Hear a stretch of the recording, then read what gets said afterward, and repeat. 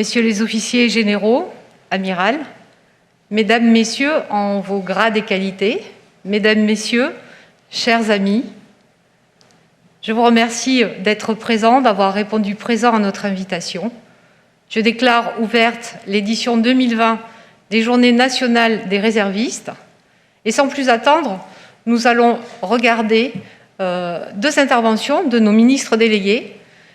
Madame Geneviève Darrieussecq, ministre déléguée auprès de la ministre des Armées, et Madame Marlène Schiappa, ministre déléguée auprès du ministre de l'Intérieur, qui ont tenu à être présentes malgré ces contraintes et qui vont s'adresser à vous. Bonjour. Démarrage des Journées nationales des réservistes. Ces journées se tiendront du 10 octobre au 12 novembre.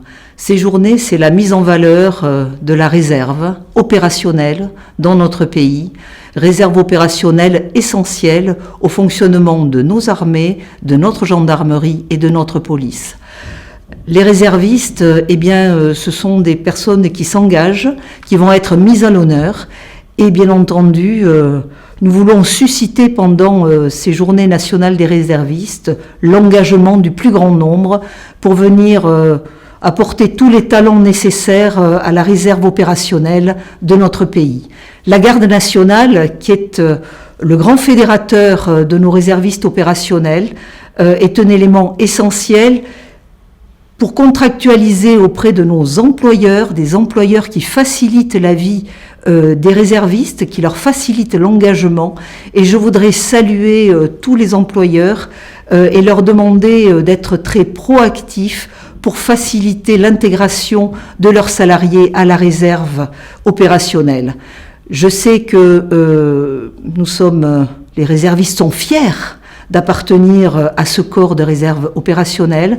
Nous sommes fiers d'eux et je crois que les employeurs seront aussi fiers d'appartenir à leur façon au rayonnement de la réserve opérationnelle. Donc, merci à tous pour l'organisation de ces journées. Merci à la Garde nationale de fédérer ce bel élan de solidarité et d'engagement au service de notre pays. Et je souhaite à chacun et à chacune de magnifiques journées nationales du réserviste. Je crois qu'on ne naît pas citoyen en France, on le devient. Je crois que devenir citoyen, c'est une action qui se construit.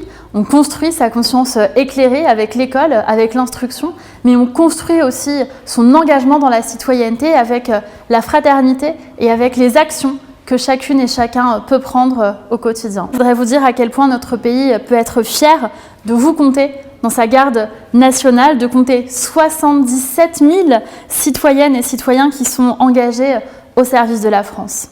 Tout particulièrement aux 37 800 réservistes de la police et de la gendarmerie nationale. Je crois que cette quête de sens, on y trouve aussi une réponse quand on s'engage. C'est ce que nous avons vu avec la période de Covid, où beaucoup d'entre vous, beaucoup d'entre nous se sont engagés parfois pour la première fois avec la plateforme jeveuxaider.gouv.fr qui nous montre à quel point dans ce pays, il y a tant de citoyennes et tant de citoyens qui sont prêts à donner de leur temps, à donner de leur énergie, à être solidaires et à être engagés avec les autres. Mon objectif en tant que ministre déléguée à la citoyenneté, c'est justement de développer les possibilités différentes partout sur le territoire de ces engagements citoyens. Parce que je crois que l'engagement, il apporte autant à celui qui reçoit qu'à celui qui donne. Je vous dis merci, je vous dis bravo pour votre engagement et à ceux qui ne vous ont pas encore rejoints, je leur dis engagez-vous.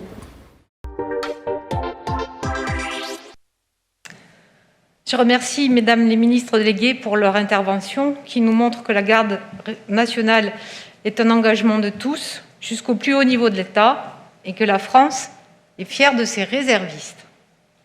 Bienvenue aux rencontres de la Garde nationale, cet événement d'ouverture des JNR qui se dérouleront jusqu'au 12 novembre, date de la traditionnelle cérémonie de ravivage de la flamme sous l'Arc de Triomphe dédiée aux réserves. Cette cérémonie sera organisée conjointement avec le commandement des réserves de la gendarmerie nationale. Je tiens tout particulièrement à saluer la présence des représentants de toutes les composantes de la Garde nationale et à remercier le Conseil supérieur du notariat, partenaire de la Garde nationale, qui nous permet de nous rassembler dans ces murs aujourd'hui. Les JNR sont un rendez-vous annuel important. Dans le brouillard jeté par le Covid-19 sur notre quotidien, il était important de conserver le cap et les événements phares. C'est pourquoi, d'un commun accord avec l'ensemble des forces, nous avons décidé de les maintenir en les adaptant au contexte sanitaire. Car nous devons continuer à remplir les objectifs voulus par le législateur, donner plus de visibilité aux réserves et aux réservistes, susciter des vocations, particulièrement chez les jeunes, valoriser l'ensemble des acteurs impliqués dans la promotion de la réserve et favoriser l'adhésion des employeurs. Cette journée parisienne aussi est un événement incontournable à la rencontre de nos réservistes, vous, et de leur entourage. C'est pourquoi nous l'avons également maintenue. Réduire le présentiel était une nécessité, mais notre e-communauté, que je salue, peut théoriquement la suivre dans son intégralité. Nous les verrons peut-être tout à l'heure. Donc vous l'aurez compris, ces rencontres sont non seulement un événement très important pour les réservistes, mais aussi pour tous ceux qui les soutiennent.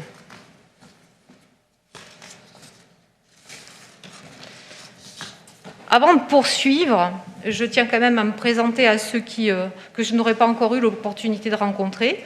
Je suis le général de brigade aérienne Véronique Battu, secrétaire générale de la Garde nationale depuis le 1er août de cette année.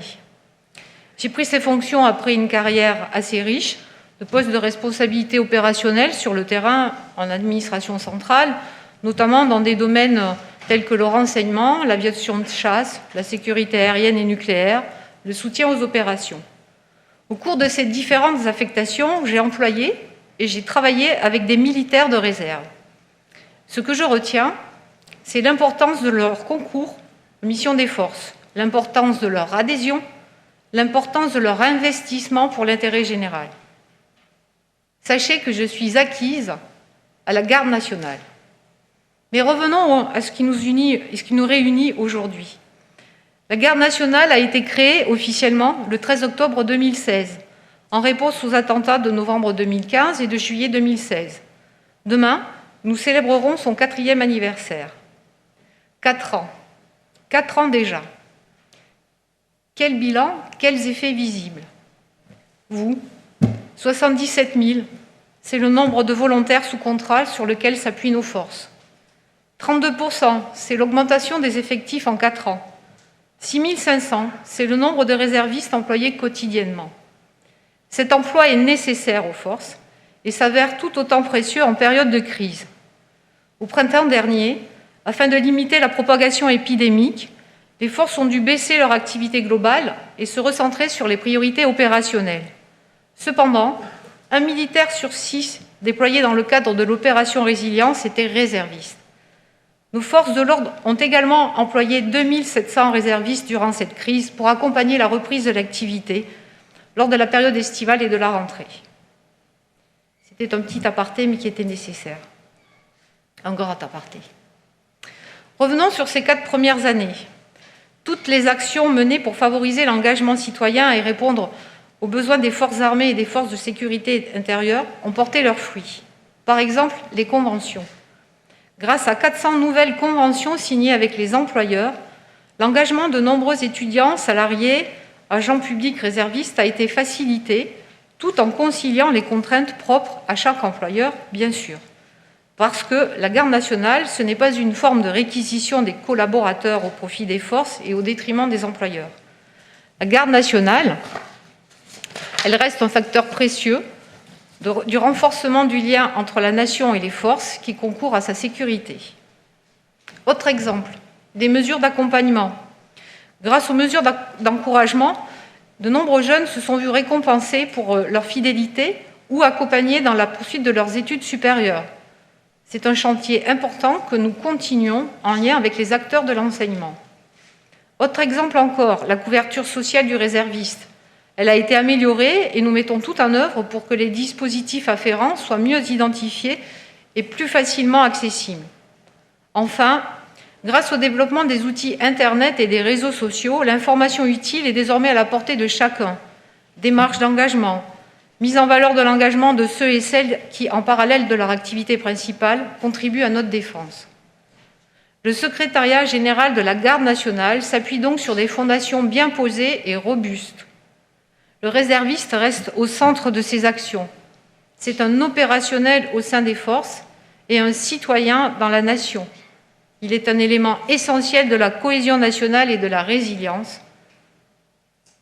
Nous sommes fiers de nos réservistes. Alors, 4 années après la création de la Garde nationale, quel cap ? Bien, il est maintenant l'heure de développer des synergies nouvelles, élargies, mais toujours à dimension humaine. 4 années après sa création, il est maintenant l'heure de consolider, de fidéliser, de s'adapter, d'anticiper pour construire les fondations de la Garde nationale de demain.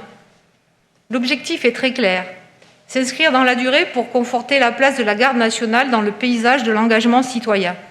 Fidéliser les réservistes, et particulièrement les plus jeunes, pour demain et après-demain. Rebondir sur la dynamique déjà impulsée de la politique partenariale. Nous devons également tirer parti des outils actuels de communication pour exploiter toutes les opportunités d'interaction dématérialisées, car ces outils sont des outils de résilience particulièrement pertinents dans cette période moins propice aux interactions physiques. Il s'agit aussi de se tourner vers l'avenir et d'être au fait des grands travaux en cours et à venir, particulièrement ce qui dépasse le champ d'action de chaque force. Il faut en étudier les implications et les interactions possibles. Je pense notamment au SNU, au monde post-Covid, aux sujets structurants que nous devons être capables d'anticiper. C'est pourquoi nous devons toujours et encore connaître et faire connaître, rester vigilants, agiles aux besoins qui évoluent inévitablement. Connaître et faire connaître la Garde nationale, les besoins des forces, nos réservistes militaires et nos volontaires de la réserve civile de la police nationale, leur engagement, leurs attentes, mais également les perspectives et les préoccupations des employeurs. Rester vigilant et agile, c'est s'adapter au monde d'après, évoluer dans l'environnement du réserviste, enjeu fort du SGGN. C'est en particulier adapter nos dispositifs propres, c'est-à-dire les mesures d'attractivité, notre communication et nos partenariats. Le secrétariat général de la Garde nationale doit continuer à capter et à être le relais, à diffuser, à agir entre tous ces acteurs du monde des forces et du monde civil. Créer des dynamiques en complément de l'existant, des synergies utiles pour toujours renforcer l'esprit de défense, entretenir ses convictions, donner la possibilité à nos concitoyens de participer à la sécurité de leur nation, améliorer cette chaîne d'accompagnement pour que leur désir d'engagement prenne forme. C'est ainsi que le thème des rencontres 2020 de la Garde nationale s'est naturellement imposé. De l'engagement individuel à l'engagement collectif. Alors, quelques réflexions que je vous amène. L'engagement du réserviste, tout d'abord. Qu'est-ce que l'engagement du réserviste ? C'est d'abord un engagement opérationnel, identique à celui de l'active. Le réserviste participe à la sécurité des Français par conviction. Son engagement peut aller jusqu'à l'engagement ultime. L'engagement du réserviste, c'est aussi ce rôle d'ambassadeur, cette fierté que vous avez d'être réserviste. L'engagement du réserviste, c'est encore celui qui a nécessairement un écho dans la vie familiale. Et à ce titre, nous sommes tous égaux, d'actifs ou de réserve, partageant la même conviction pour l'intérêt général et les mêmes problématiques quand il nous faut concilier notre mission avec notre vie privée. En revanche, ce que nous, personnels d'active, ne pouvons partager avec nos réservistes, c'est la conciliation de cet engagement avec la vie professionnelle.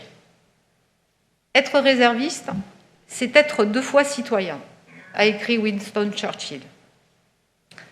Mais ouvrons le champ autour du réserviste. Derrière l'engagement du réserviste, il y a plusieurs autres acteurs engagés.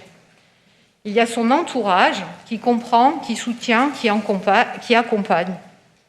Il y a l'employeur civil qui aide à concrétiser, qui valorise, qui reconnaît les compétences acquises, qui aide à réduire l'impact sur la vie privée, qui facilite la diffusion de cet esprit de défense au sein de sa propre collectivité. Derrière l'engagement du réserviste, il y a des employeurs des forces de sécurité intérieure et des forces armées qui donnent sens, qui donnent du sens, qui emploient en adéquation avec le profil et les aspirations. Derrière l'engagement du réserviste, il y a le secrétariat général de la Garde nationale, facilitateur, fédérateur, force de proposition, pour faire connaître, pour mettre en valeur cet engagement auprès de la nation, pour initier et amplifier les dynamiques de valorisation, de soutien et d'accompagnement, et pour préparer la Garde nationale de demain. Créer et lier les communautés. Voilà comment j'envisagerai l'engagement collectif. Ce sont quelques pistes. Je l'ai déjà dit, le rôle du secrétariat général de la Garde nationale est de rester vigilant et agile aux besoins et aux contraintes de tous. Ces contraintes évoluent sans cesse. Il faut pouvoir créer les synergies nécessaires pour que l'ensemble de ces actions individuelles deviennent un engagement collectif en faveur de cette conviction profonde à servir sa nation. Il est nécessaire de nous inscrire dans cet environnement pluriel, c'est-à-dire dans le cadre du thème qui nous rassemble aujourd'hui, d'aller vers les employeurs sur le terrain, d'accompagner, de capter les idées et les initiatives pouvant en profiter à l'ensemble. C'est en soi une œuvre commune. D'abord, tous les employeurs ne s'engagent pas. Et à ce titre, je tiens à souligner la démarche volontaire de nos partenaires et rendre hommage au collectif constitué par les responsables, par leurs référents défense au sein des entreprises et de toutes les collectivités, et puis par nos correspondants réserve, entreprise, défense, que nous appelons couramment les CRED. Ce triptyque, en fait, qui œuvre pour pouvoir faciliter l'engagement du citoyen dans nos forces. Ensuite, nous devons en retour être en mesure d'appréhender pleinement cet engagement collectif, ce qui l'anime et ce qui le recouvre. C'est par cette compréhension que nous pourrons, nous, secrétariat général de la Garde nationale, mieux agir, mieux soutenir, mieux capitaliser. Or, comment ? En réduisant encore les contraintes susceptibles d'émerger, en approfondissant la valeur ajoutée apportée par le réserviste grâce à sa disponibilité accordée. C'est très important, ce thème-là, et j'espère que dans le courant de l'année, nous pourrons réfléchir ensemble sur cette plus-value réelle qui existe pour nos deux mondes, en fait. Comment ? En dégageant aussi de nouvelles opportunités dans le respect des spécificités de chacun. Et surtout, d'abord et avant tout, en échangeant. En échangeant à l'échelle locale, avec nos CRED, avec chacun. Ces échanges, ils sont essentiels. Ils doivent nous permettre d'identifier comment notre institution peut appuyer cet engagement collectif, professionnel. Comment elle peut le promouvoir, car il faut encourager les nouveaux engagements. Enfin, nous devons rechercher comment le réserviste lui-même peut également intégrer cette démarche d'engagement collectif, en alimentant les cercles vertueux que je viens d'évoquer, par exemple. Aller à la rencontre, travailler ensemble. C'est ainsi que nous pourrons dégager les enjeux, les actions et les coopérations possibles pour soutenir cet engagement collectif. Cet engagement collectif essentiel que je vois et que je veux, non pas comme la somme, mais comme le produit de nos engagements individuels. Je vous remercie.